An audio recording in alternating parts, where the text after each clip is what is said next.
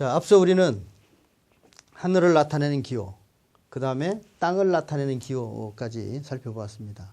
그런데 이 한자를 만든 분들의 특징이 땅을 땅만으로 나타내지 않고 하늘과의 관계 속에서 땅을 표현했다. 그래서 땅을 표현하면서도 하늘의 짝으로 이렇게 이해를 했고, 그 하늘의 짝으로 이해해서 하늘을 나타내는 기호와 땅을 나타내는 기호를 서로 이렇게 짝의 관계로 만들었다. 뿐만 아니라 하늘과 땅은 언제나 하늘이 위에 있고 땅이 아래에 있다는 속성 때문에 하늘에서 땅으로의 방향, 그 다음에 땅에서 하늘로의 방향을 나타내는 두 개의 기호를 또 만들어서 이렇게 네 개의 기호가 등장하는 것을 살펴보았습니다.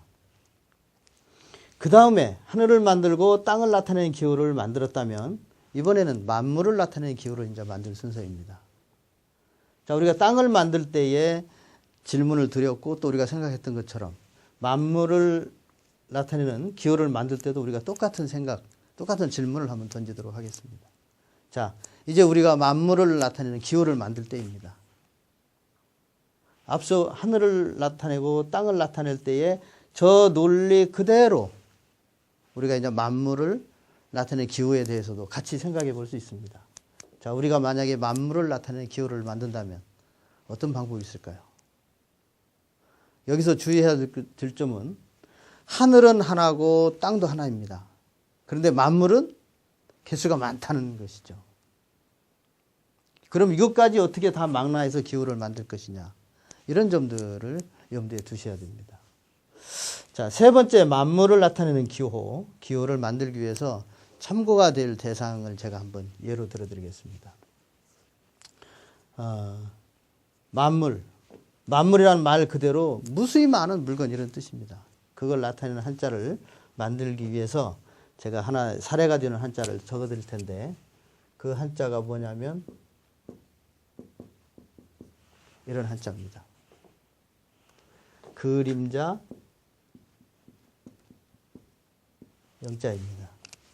오늘 이 시간을 같이 하신 분들은 그림자에 대해서는 이 글자를 외울 필요가 없이 아마 생전 잊어버리지 않을 겁니다. 왜냐하면 그게 백자초문식 한자 학습법인데 그냥 보면 알기 때문에 그렇습니다. 자, 우리가 우선 그림자를 알기 위해서 그림자의 생리를 한번 생각해 볼까요?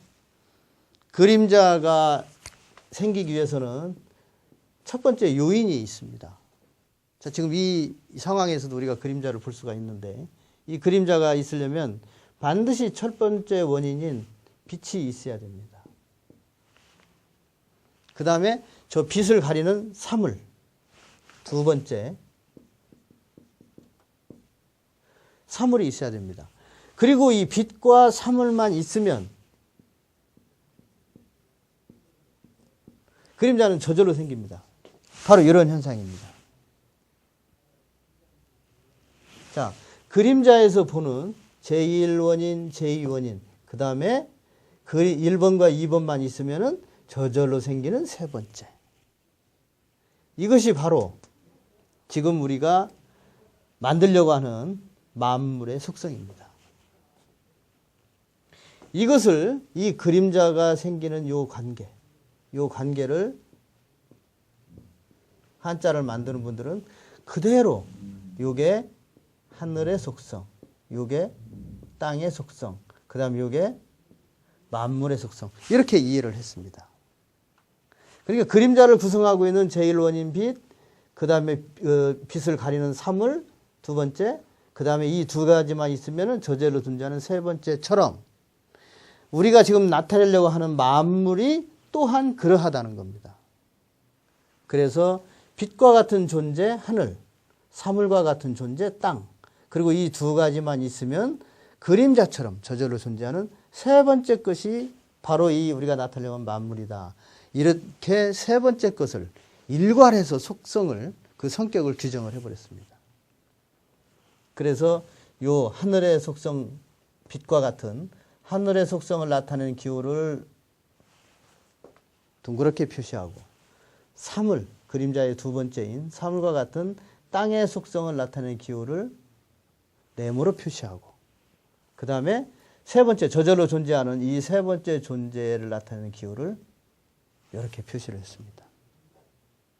자, 음량의 짝의 관계는 선 것, 누운 것으로 표시했던 것처럼 이렇게 그림자처럼 세세 구조로 볼 수 있는 세세 논리로 되어 있는 것들을 나타내는 기호로는 동그라미, 네모, 세모 이렇게 세 개의 기호를 만든 것입니다.